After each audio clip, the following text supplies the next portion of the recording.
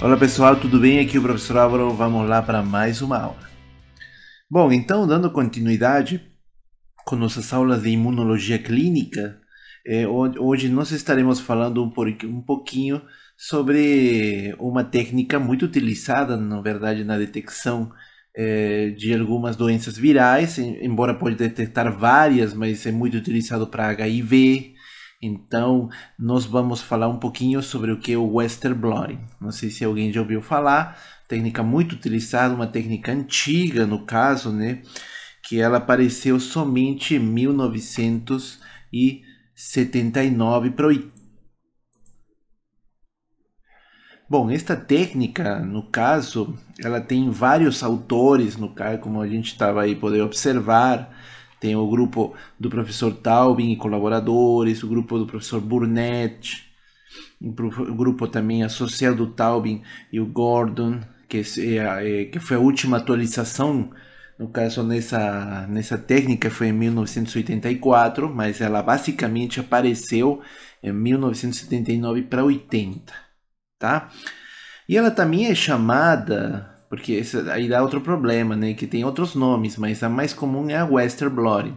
Mas ela também é chamada de protein immunoblot, ou também chamado imunoblot de proteínas, ou imunoblotting, como está observando no título desse slide. E basicamente é para detectar proteínas, mas não qualquer tipo de proteínas. Geralmente a gente pode especificar qual, aonde, em amostras ou lisados celulares ou tecidos, né? E obviamente a gente vai precisar fazer um tratamento nessas amostras, tá? Assim, podemos definir, de acordo com um conceito que foi dado por esses pesquisadores Curran e Scofield em 2006, que é um método utilizado para a imunodetecção de proteínas após sua separação por eletroforesis e transferência de um extrato proteico para uma membrana adsorvente. Que na verdade esse Western blot ele é excelente por isso, porque ele faz assim, tem vários processos, várias técnicas que se juntaram em uma, como por exemplo a separação de proteínas por eletroforesis, que é uma coisa já bem corriqueira, mais antiga ainda, mas eles associaram mais da transferência dessas proteínas presentes nesse gel para uma membrana absorvente e assim poder aplicar, no caso, o anticorpo específico e detectar o antígeno, no caso, o complexo antígeno-anticorpo que se espera, né, achar. Então, por isso é um boom essa técnica realmente naquela época. Hoje também ela ainda é boa, mas naquela época era a sensação. Tanto que se você pode observar ou já ouviu falar em alguma palestra, são técnicas um pouco caras, tá? Mas naquela época era muito caro. Tá, então a propriedade principal também que ela permite detectar, nós já tínhamos falado, caracterizar e semi-quantificar múltiplas proteínas. E o boom, né, que nós vamos até marcar em caneta, e que são proteínas em baixas quantidades. Ah, professor, mas e as outras não fazem? Não.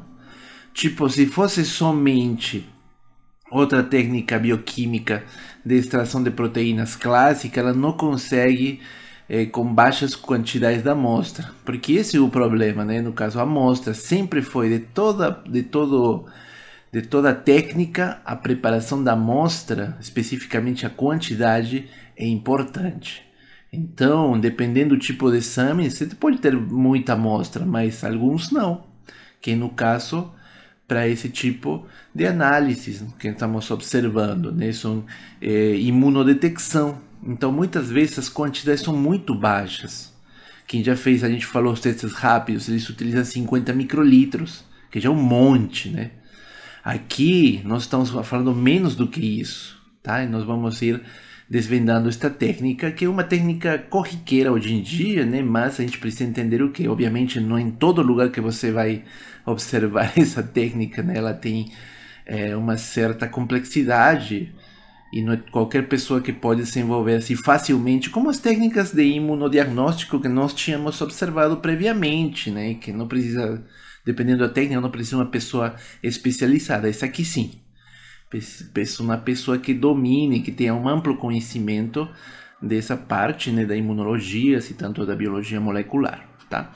Então, dando continuidade, vamos fazer um recuento histórico do que aconteceu. Então, inicia no ano de 1963 com Edwin Soter, que ele descobre uma técnica parecida com Western blotting, né, que até deu o nome dele, né, o epônimo Soter blotting, que ele pesquisava somente DNA. Já em 77 temos o grupo de colaboradores de James Albin, que ele procura, no caso, outro descobre essa técnica que é a Novran blotting, que ele trabalha com RNA exclusivamente.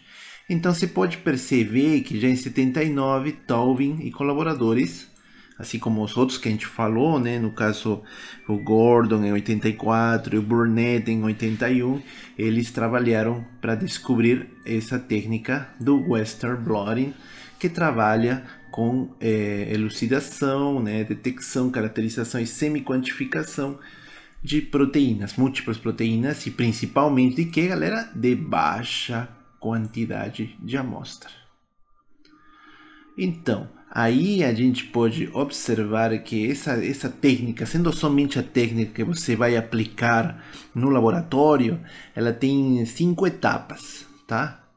Essa que consta, né, na preparação do gel, através da técnica eletroforesis, SDS, transferência para a membrana desse gel que tínhamos falado, o bloqueio para neutralizar e que essas proteínas fiquem fixas, não se mexam, já vou explicar por quê. Adicionar os anticorpos específicos, no caso, para detectar o complexo imuno, o antígeno anticorpo, né, no caso, ou anticorpo, dependendo o que você quer achar. E no final, a detecção da reação. Agora, essa Western blotting, ela segue um passo a passo técnico, né, mas fundamentado em alguns conceitos que nós vamos observar hoje aqui, que são esses 5 passos para a elaboração dessa técnica, que inicia dessa forma. Primeiro, extração e quantificação de proteínas, fracionamento das proteínas da amostra em um gel de poliacrilamida, que era no que nós tínhamos visto na eletroforesis, e a transferência dessas proteínas para uma membrana, que nós tínhamos visto no passo anterior, né? Só que no slide anterior, galera, ele é somente como que normalmente a gente vê no laboratório, quando você for fazer a técnica. Aqui já são os passos, as etapas descritas assim, corretamente. E temos também o quarto passo, que é a incubação da membrana com anticorpo, para detectar a proteína específica. E no quinto, a revelação dessa membrana para análise de dados. Tranquilo aí, pessoal?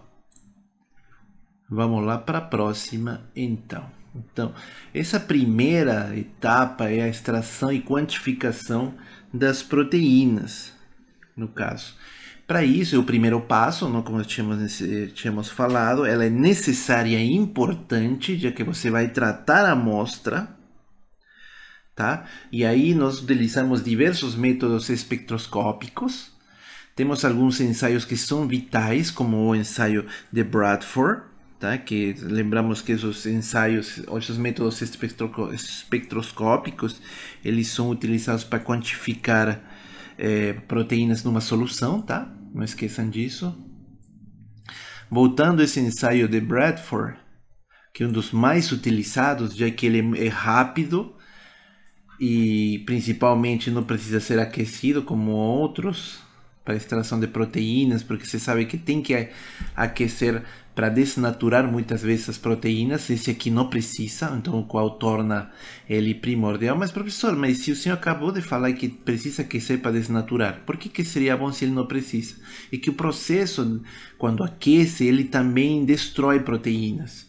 Então, não que destrói, na verdade, ele começa a reduzir mais a aminoácidos, a peptídeos. Então aí torna mais difícil fazer uma quantificação, Tanto que, lembra que falamos, ele semi-quantitativa, semi-quantibilizar.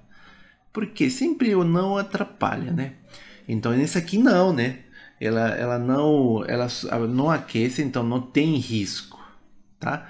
E principalmente porque ela tem alta sensibilidade para proteínas de baixa concentração. Galera, esqueçam que quando tem esses corchetes, isso aqui significa concentração, tá? Não consigo escrever bem porque é meio difícil, mas eu vou comprar minha canetinha para ficar melhor, tá? Então, baixas concentrações de proteínas, tá? E normalmente nessa técnica tem uma viragem de cor, né? Que nós utilizamos para que esse ensaio de Bradford, nós utilizamos uma coloração através de um reagente chamado Sodicomacid G250, que está em solução ácida, e ele normalmente é vermelho, mas se ele detectar ou acusar proteínas dentro da amostra, ele vai virar para azul. Então é isso que é o ponto legal. Assim você tem uma detecção de proteínas através da viragem de cor, tá?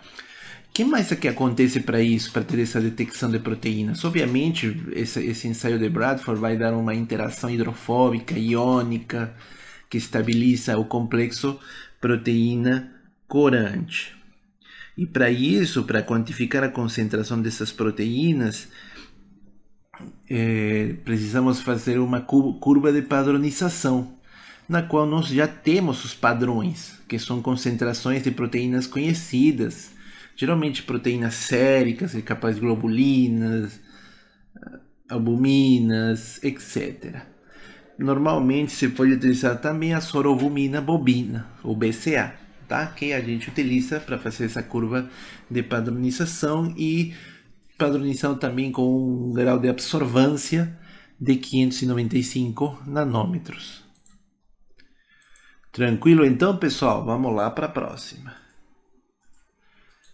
Assim mesmo, quando você já faz essa curva de padronização, né? Aí fica legal.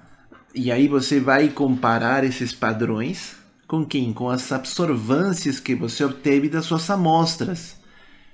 Tá? Então você percebe que ao fazer essa padronização, você consegue saber qual que é a proteína, qual que é a absorvância dela, tá?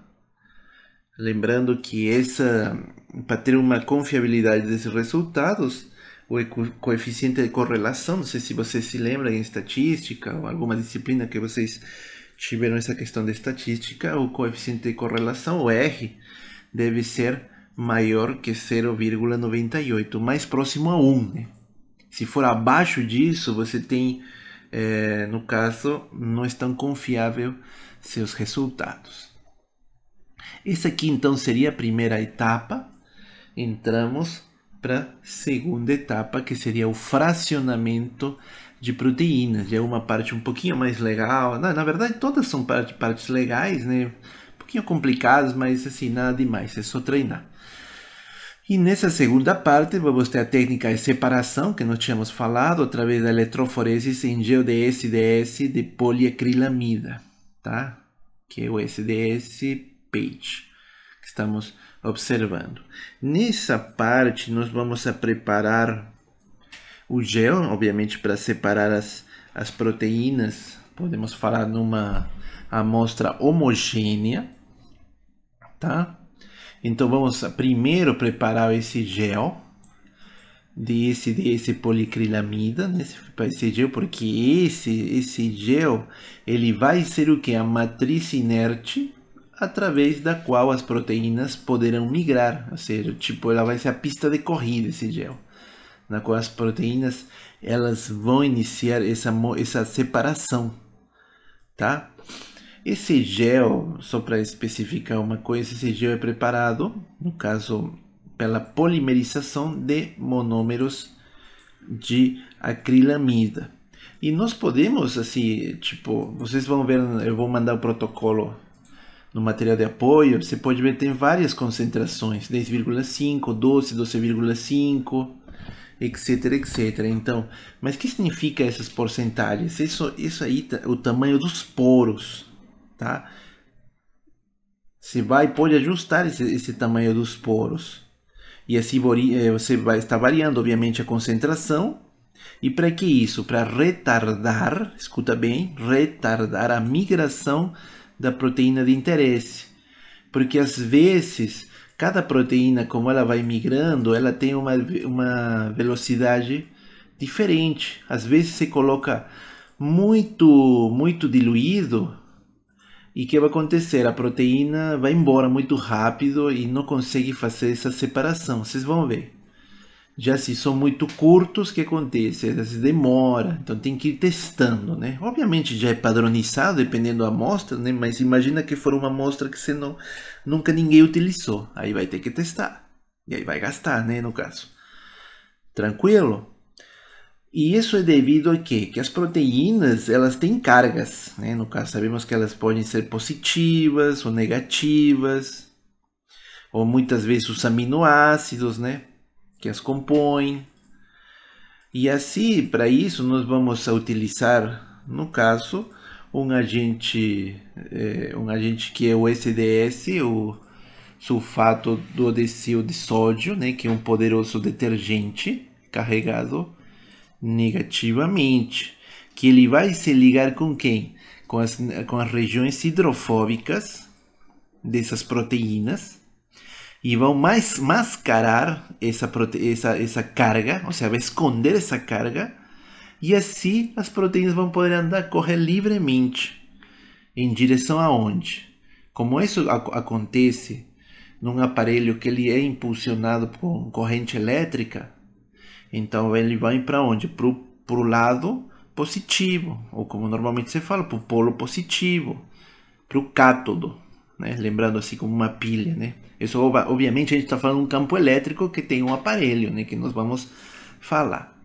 Assim mesmo também nós podemos utilizar um agente redutor no caso, tá? Um agente redutor, por exemplo, esse beta-mercaptoetanol, que quebra ligações de sulfito dos resíduos de cisteína que promovem a ligação de proteínas a outros monômeros. Então, lembra que eu falei que elas têm que migrar? Só que o primeiro problema é as cargas elétricas, mas beleza, o SDS ele mascara e deixa a proteína ir embora. E o segundo, esse agente redutor mercaptoetanol, que ele vai quebrar ligações de sulfito, como nós tínhamos falado, e assim promover a ligação. Na verdade, ele vai quebrar essas ligações de sulfito. De que resíduos? De cisteína, como estamos observando aqui. E ao fazer isso, deixar livre da cisteína, essas proteínas, elas vão começar a andar, né? E a ser separadas em forma linear, né? Como nós vamos observar. Aqui estou colocando um mecanismo, normalmente dessa eletroforesis, tá? Que são cartuchos na qual eles vão ter os poços, tá? Essas cavidades onde você vai injetar a amostra que foi previamente extraída e tratada, né? E tem no gel, né? Aqui temos o gel de poliacrilamida, que é esse aqui que estou mostrando para vocês. E os pozinhos onde a pipeta está injetando a amostra. Mas, professor, o que é esse líquido ali? Esse líquido é um tampão de corrida que a gente chama. Para que? Porque aí passa eletricidade, uma corrente elétrica, ó. Tem o cátodo e tem o ânodo. Lembra que a gente falou? Então, beleza. Você vai submeter isso a um campo elétrico que vai fazer com que as proteínas que estão contidas aqui comecem a migrar. Tranquilo então, pessoal? Obviamente, você vai trabalhar para isso acontecer. Lembra que tínhamos falado? Primeiro, tem que usar o agente redutor para quebrar essas ligações SS, que é as de sulfito, e assim a proteína se tornar uma só, e assim conseguir correr tranquilamente. Obviamente também tem a parte do SDS, né, que está caracterizado com enmascaramento das cargas, tá? O que faz ela correr. Observe essa imagem aqui. Você pode ver que onde está a setinha marcando são os pozinhos onde se colocou que é a amostra. E essa amostra ela vai se deslizando em sentido para o cátodo, tá? Sentido para o cátodo, que é o positivo. Tranquilo? Então, pessoal, essa explicação, qualquer coisa que a gente falou, nesse vídeo vai estar no YouTube, no meu canal. E você pode mandar sua sugestão ou perguntar através do grupo. E, taran, acontece esse gel aqui, que é lindíssimo. Obviamente, pessoal, é para quem já tem muita experiência. Tá? Gostaram das luvas? Imagino que alguém deve ter falado, nossa, que lindas luvas. Mas não é muito isso. O que nos interessa é observar aqui, ó. Toda essa parte aqui. E aqui cada linha que você observa de cor, obviamente todas tem uma cor só, elas são proteínas em diferentes pesos moleculares. Você vê linhas, né? Algumas mais fortes que outras. Isso aí é o que? São os pesos moleculares, proteínas com diversos pesos moleculares. Ah, mas professor, como a gente vai saber? Porque lembra que a gente falou, a gente vai padronizar.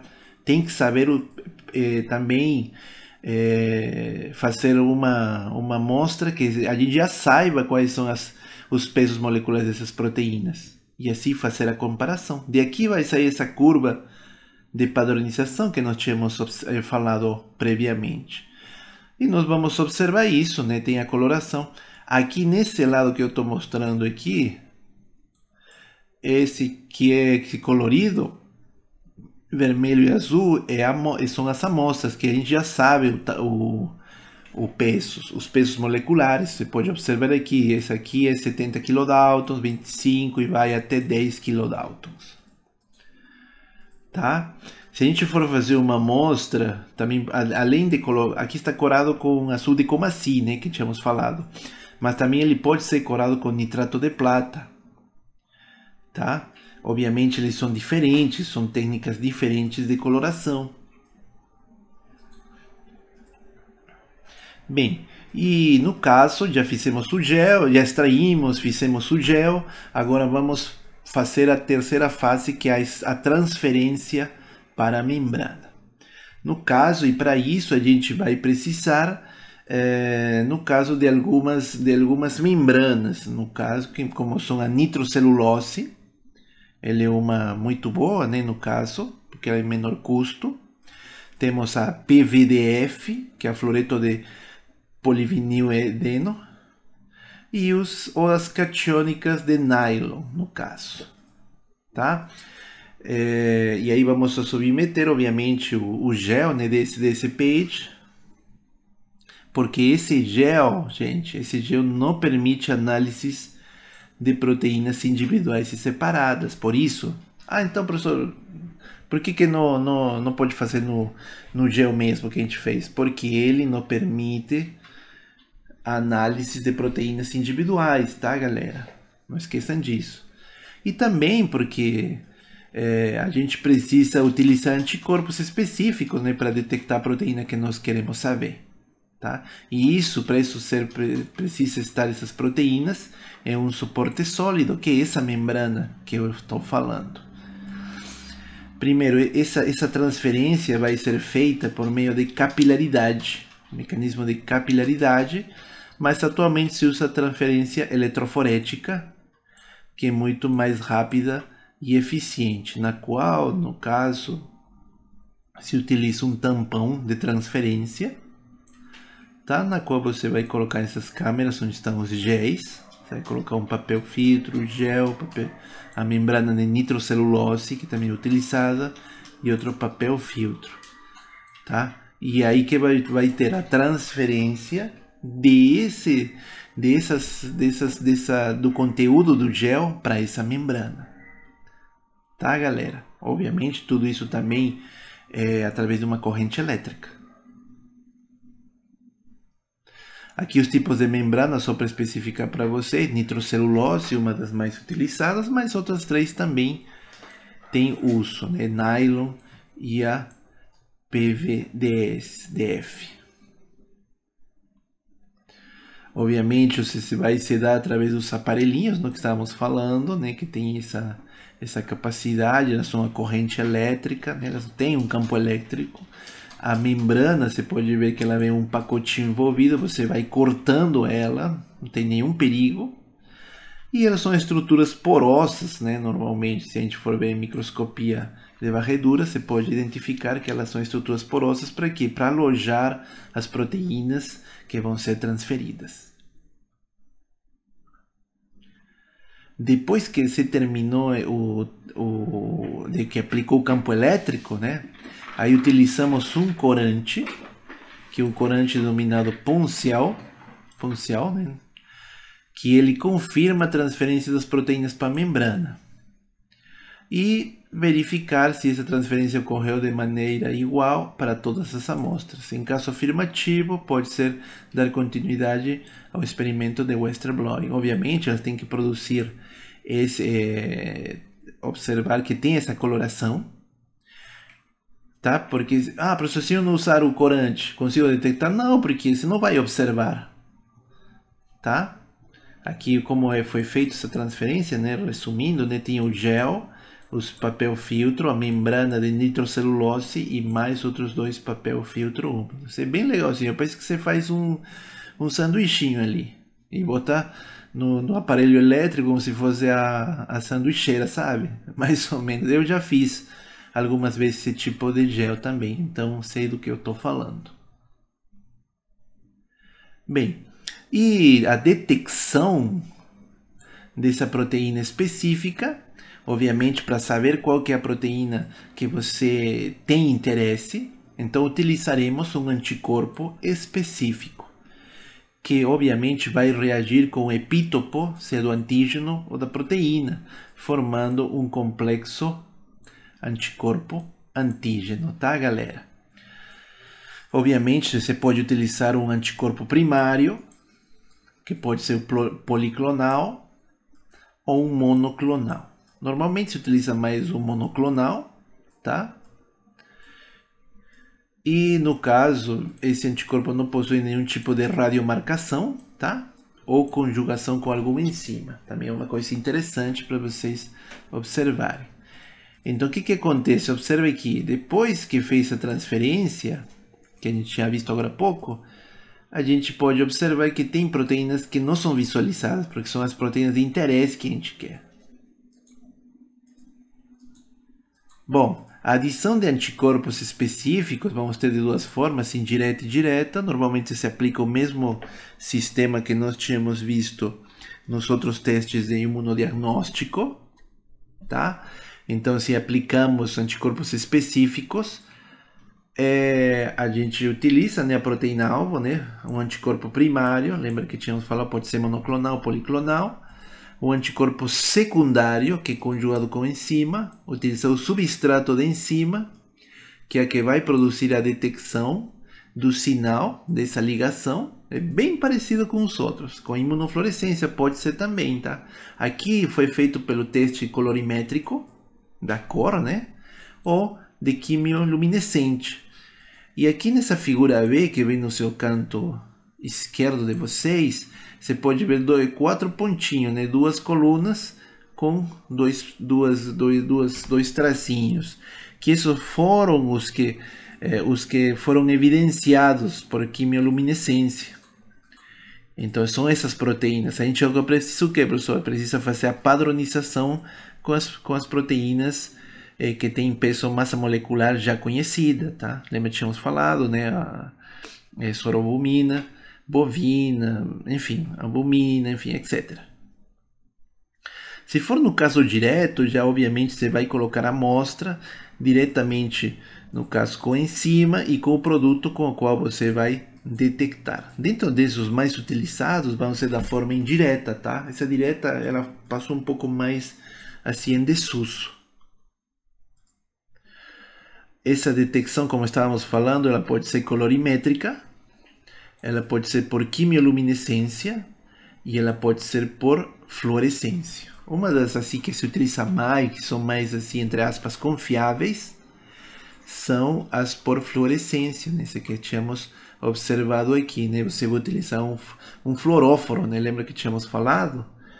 Então você associa o anticorpo, primeiro amostra, com o anticorpo primário, com o anticorpo secundário, que ele está associado a um fluoróforo, tá? Esse fluoróforo ele vai emitir a fluorescência que vai ser detectada pelo laser e detectada através do microscópio. Aqui estamos mostrando como acontece essa fluorescência. Na parte B, um scanning desse Western blot revelado por fluorescência. Obviamente aqui a mancha que é vermelha do seu lado esquerdo é o padrão, é o que já se sabe. E na parte das outras verdes fosforescente é as amostras que você está testando. Então você já sabe, observando, são proteínas, essas verdes aqui são proteínas de baixo peso molecular ou massa molecular. E os experimentos que normalmente você vai encontrar alguns que realmente é triste, né? Como esse daqui, mas ele é um resultado. Ah, professor, mas não vai ser igual que os primeiros que você mostrou? Não, esse aqui é realmente bastante prática. Então, quando vocês começarem, não é aquela coisa bonitinha, né? Você vai ver um monte, um manchão ali, que é isso, né? Você vai se perguntar. Mas é mais ou menos desse jeito. Aqui no caso o controle, tá? Aqui nesse lado o controle, que tem os pesos já, todo certinho, né? Com o qual você vai fazer as comparações. Obviamente, se for um exame de HIV, você vai detectar proteínas específicas, tá? Que se tivesse o aparecimento delas, ela evidencia o quê? Que teve uma formação de um complexo complexo antígeno-anticorpo, demonstra a presença dessa doença, tá? E se não tiver é porque não tem essas proteínas, tá? Então tô salvo. Aqui outro exemplo também que não é a grande coisa, como eu estava explicando para vocês.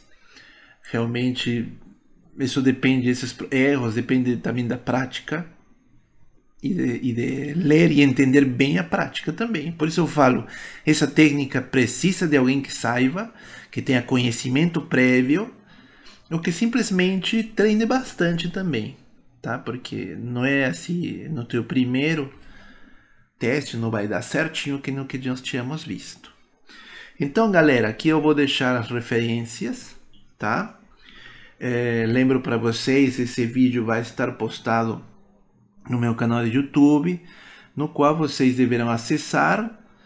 O link estará também no SAF de vocês. Não esqueçam de acessar, deixem o like. Se tiverem dúvidas, deixem seu comentário aqui aí no vídeo, tá, pessoal? Compartilha, se puder, essa aula com alguém que precise. E a gente se vê em breve, tá? Estamos juntos nessa, galera, tá? Abração. Tchau, tchau.